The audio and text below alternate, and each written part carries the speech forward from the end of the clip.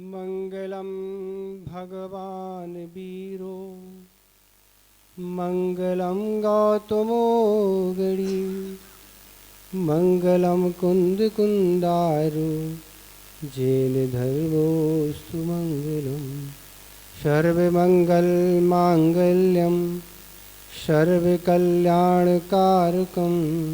प्रधानं सर्वधर्माणां जैनं जेतु शासनम। देवादिदेव 1008 श्री पारसनाथ भगवान की, परम पूज्य आचार्य गुरुदेव श्री ज्ञान सागर महाराज की, परम पूज्य आचार्य गुरुदेव श्री विद्यासागर महाराज की, मुनि श्री विमल सागर महाराज की, 3 कमनौकड़ी महाराजों की,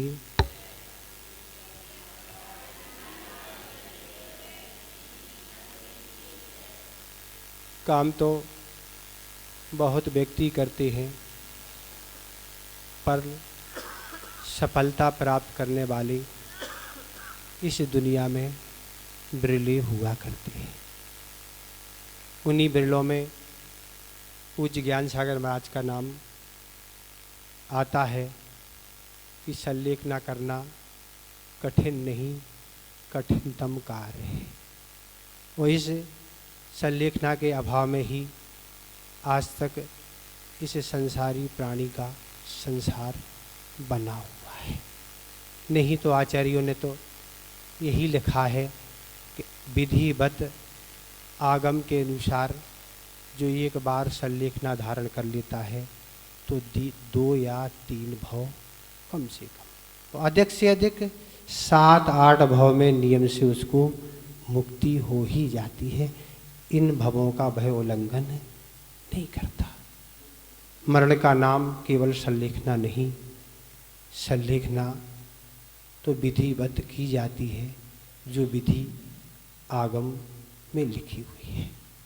उस विधि के द्वारा ही पूज्य ज्ञान सागर महाराज ने है हम सब के सामने यह उदाहरण प्रस्तुत किया।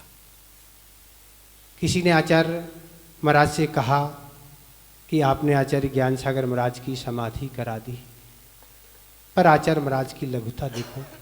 उनने किन लघुता से उत्तर दिया, हमने भैया उनकी समाधि नहीं करा दी, हमने समाधि करना सीख लिया। हम क्या उनकी समाधि कराएंगे। वस्तुतः कितनी लघुता, वही लघु गुरु में भी वही लघुता थी, वो शिष्य में भी वही लघुता है। कभी भी इतने बड़े बड़े आयोजन होते हैं, चाहे दीक्षाओं का हो, चाहे पंचकर्णों का हो, और भी बड़े बड़े आयोजन हो, कभी हमने तो आचार्य मुख से आज तक नहीं सुना कि हमारे द्वारा ये कार्य किया गया। हमेशा यही लघुता उन्होंने प्रकट की कि पूज्य ज्ञान सागर महाराज के आशीर्वाद से, उनकी कृपा से यह कार्यक्रम सानंद संपन्न हो गया। वो ही वहाँ से बैठे बैठे आशीर्वाद भेजते रहते और कार्यक्रम होते रहे। मैं कौन होता करने वाला। तो ये लघुता आना ही जीवन में उद्धार के लिए कारण होती है। बड़कपन से कार्य इसी प्रकार बनते हैं। तो इस प्रकार से ज्ञान सागर महाराज का आज समाधि दिवस है, जिनने आज के दिन यह कार्य किया था कि वह आचार्य महाराज के वित्तुक से तो आज बहुत लोग परिचित हैं। उनकी साधना, उनके ज्ञान आदि चर्या से सब लोग प्राय करके परिचित हैं। पर पूज्य ज्ञान सागर महाराज कितने बड़े साधक थे। जब भी आचार्य महाराज प्रसंग बस उन बातों को सुनाते थे तो लगता था कि ऐसे वह व्यक्तित्व थे जिनको हमने तो देखा नहीं, पर गुरुदेव के मुख से, पुस्तकों के माध्यम से यहाँ वहाँ सब पढ़ा और सुना है। तो आचार्य ने तो यही लिखा है। आचार्य ने संलेखना किसी कहते हैं तो आचार्य पूज्यपाद महाराज ने सर्वार सिद्धि में उल्लेख किया, काय और शरीर को कृश कर देना। बस संलेखना, और ज़्यादा कोई काम नहीं है, बहुत कठिन काम नहीं है। क्या करना, काय और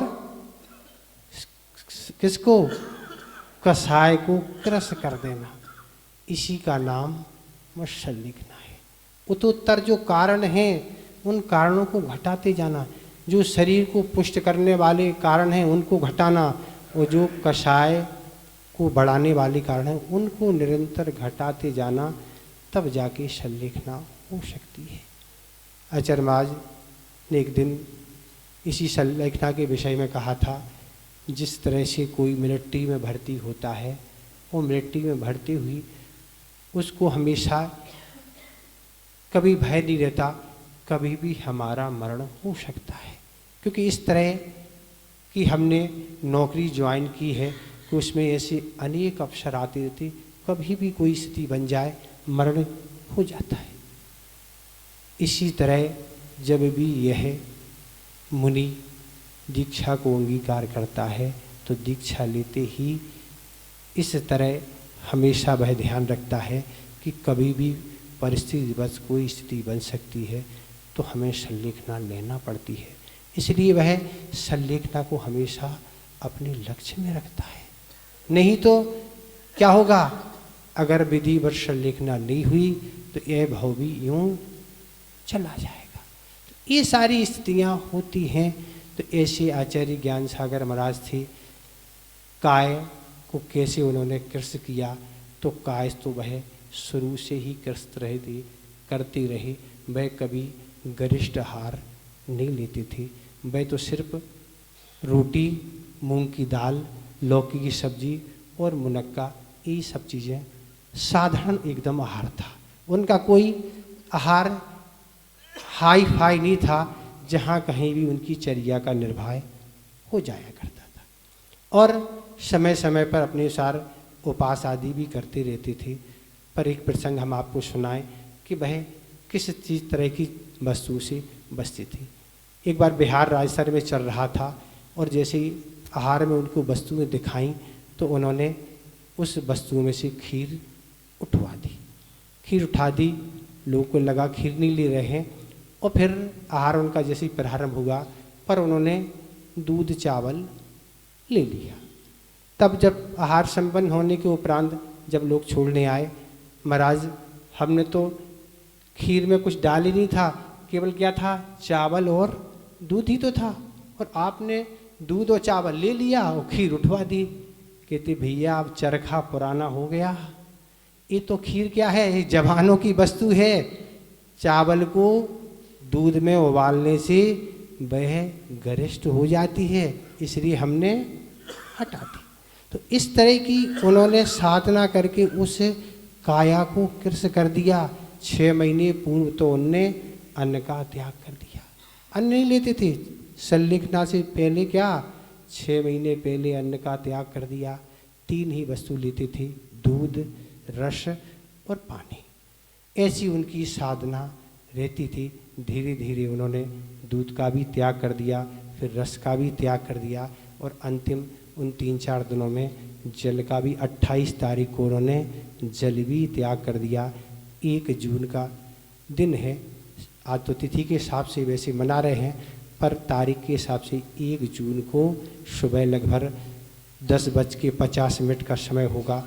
उस समय वह समाधि उनकी पूर्णता को प्राप्त हो गई। तो इस तरह से उन्होंने समय समय पर उस काय को कृष्ण करते रहे, उसको उतने ही वेतन देना। शरीर तो नौकर की भांति है, नौकर जितना काम करेगा नौकर को उतनी ही वेतन दिया जाएगा। उसी तरह जितना शरीर हमें साथ देगा, साधने के लिए जो आवश्यक है, आवश्यक करने के लिए जितना आवश्यक है उतना देंगे। इतना अधिक नहीं देना कि वह बहुत ज़्यादा प्रमादी बन जाए और हमारे व्रतों में दोष के लिए कारण हो जाए। ऐसे वह काय को इस तरह काय की प्रतिकूलता को भी बहुत सहन करती थी। आचार्य महाराज ने बताया था कि ऐसी राजस्थान की गर्मी, वैसे तो जेठ माह है, गर्मी रहती है, पर राजस्थान की गर्मी तो बिल्कुल अलग ही रहती है, जिसमें अजमेर और किशनगढ़, अजमेर और नसीराबाद में तो विशेष गर्मी रहती है। और 4 वर्ष से तो बारिश हुई नहीं थी। क्या कह रहे, आपके यहाँ तो कम हो जाए तो आप चिंतित हो जाते, वहाँ तो 4 वर्ष से बारिश हुई नहीं थी। और जेठ का माह, ऐसी गर्मी का समय, और ऐसी गर्मी के समय में जहाँ व्यक्ति को दिन में प्यास लगे चाहे रात में लगे, वो तो साथ में रख के सोते हैं लोग ना, कि कभी भी लगेगी रात में तो फिर डाकघर की तरह, लेटर की तरह तुरंत डाल देंगे कि नहीं।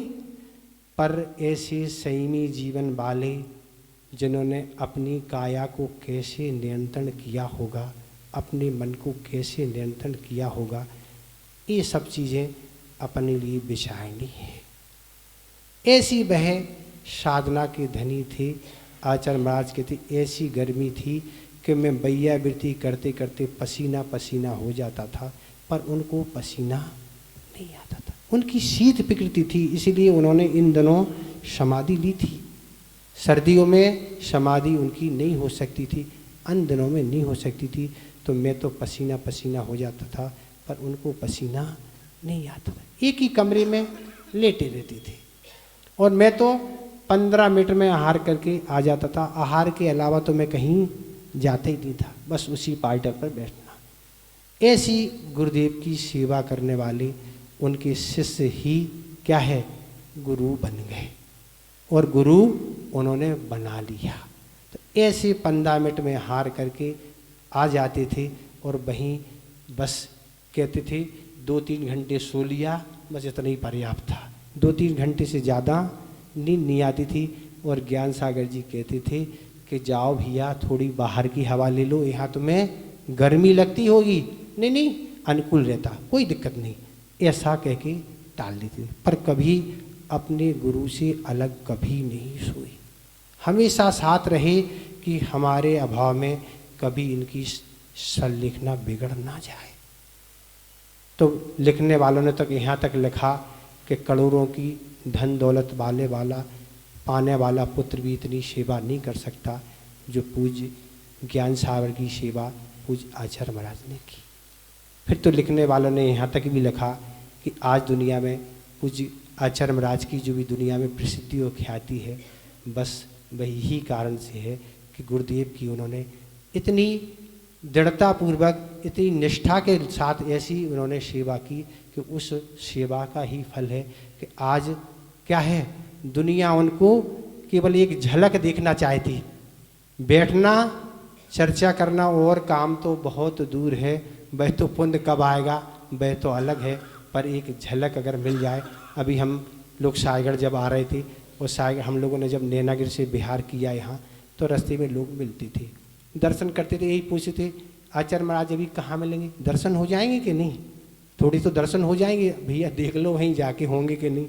तो ऐसी लोगों की एक क्या है, भावना रहती है। भावना क्यों रहती है, क्योंकि उनका पुण्य इतना है।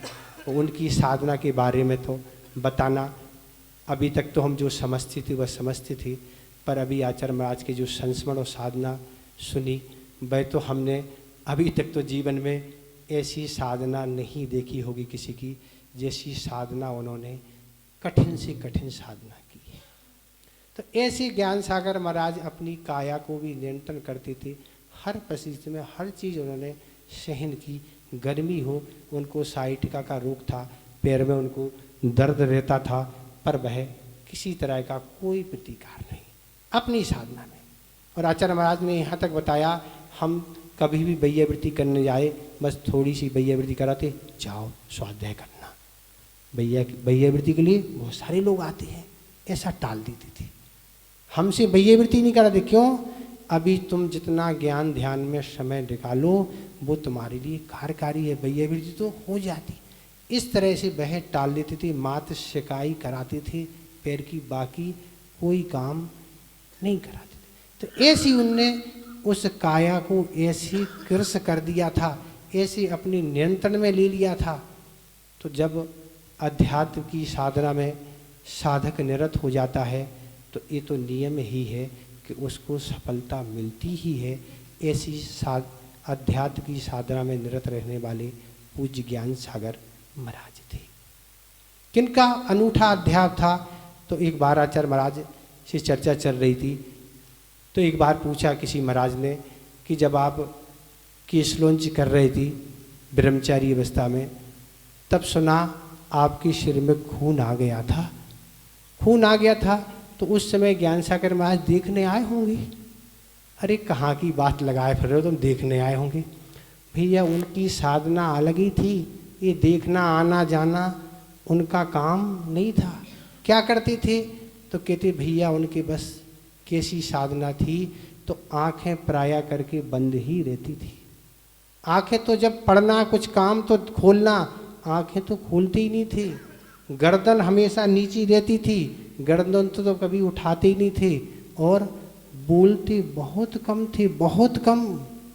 बहुत आवश्यक जब कार्य है तो शब्दों का उपयोग करते थे, अंततः मौन ही रहती थी।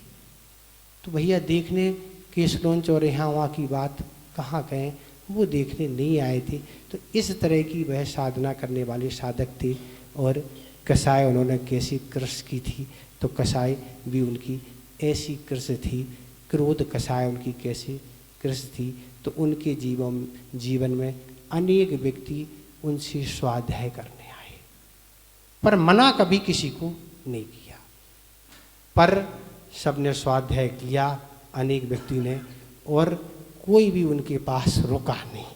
सब अपने अपने पढ़ के चले गए, पर कभी वह क्रोधित नहीं हुए। अब भैया बहुत समय हो गया, पढ़ाते पढ़ाते कोई रुकते ही नहीं, कोई संयम लेते ही नहीं, इसलिए अब सामने वाले को डांटे नहीं, कभी क्रोधित नहीं हुई। हमेशा बस आए। यहाँ तक अपने जीवन में बड़े बड़े आचार्यों के संग में पढ़ाने वाले आचार्य शिव सागर महाराज, आचार्य वीर सागर महाराज, आचार्य अजित सागर महाराज, आचार्य धर्म सागर महाराज को स्वयं पढ़ाया रतकंड साहब का आचार्य, आर का सुपारसमती जी, आर का ज्ञानमती माता जी, और भी अनेक संघों में जिन्होंने ब्रह्मचारी अवस्था में स्वाध्याय कराया। लोगों ने तो यही बताया कि हमने तो पुस्तक लिए आज तक देखे ही नहीं, बिना पुस्तक के पढ़ाया है। ऐसे वह छेषम के धनी पूज ज्ञान सागर थे कि उनका कषाय पर कैसा नियंत्रण था। मान कषाय भी उनकी कितनी कृष थी कि उनने कभी ये मान नहीं किया कि हमने इतनों को पढ़ाया है, हमें इतना ज्ञान है, हमें ये क्या है, ये कभी माने। तो क्रोध कषाय का उन्होंने ऐसा नियंत्रण किया था कि एक पूज्य समय सागर महाराज ने एक बार हमें संस्मरण सुनाया था कि क्रोध कषाय उनकी कितनी गजब की थी।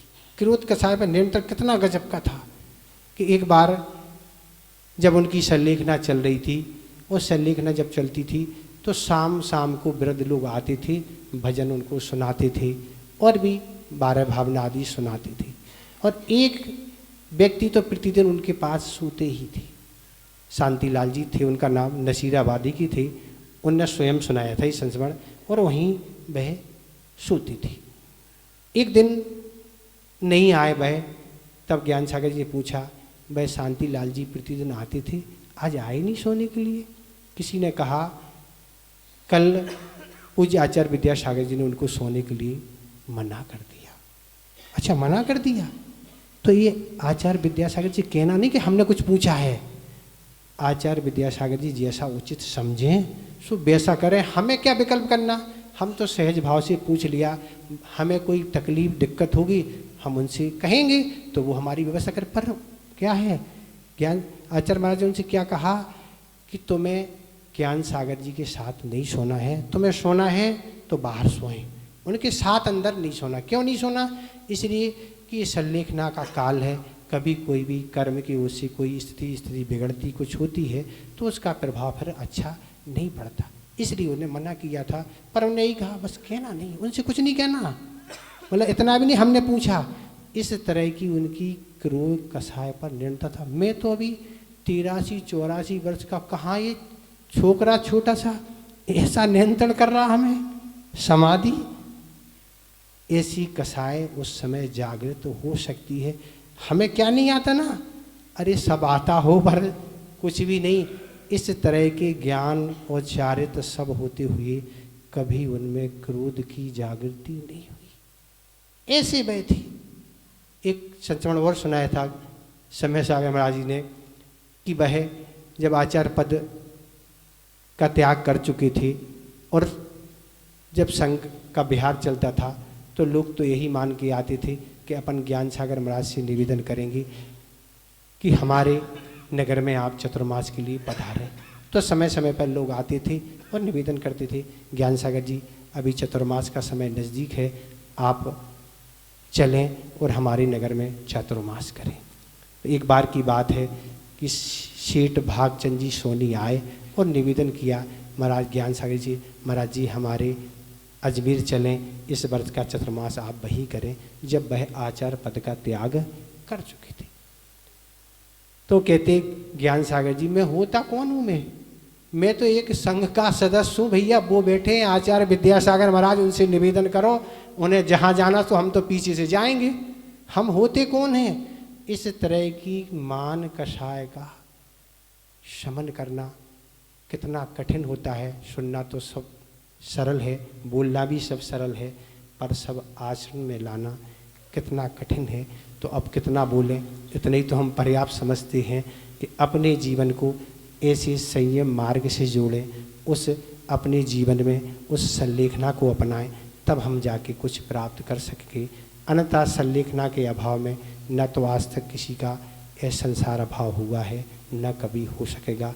इसलिए अपने जीवन को अच्छी चीज़ों से जोड़ें। व्रतों के बारे में तो हम आपको समय समय बता ही रहे हैं, पर व्रतों के साथ ये भी एक महत्वपूर्ण कार्य है। यह एक बार हो गया तो हमेशा हमेशा के लिए इन कष्टों से आप बच जाएंगे, अन्यथा तो जीवन यूँ ही निकल जाएगा। इतने ही हम पर्याप्त समझते हैं। अहिंसा परमो धर्म की। परम पूज्य मुनि श्री विमल सागर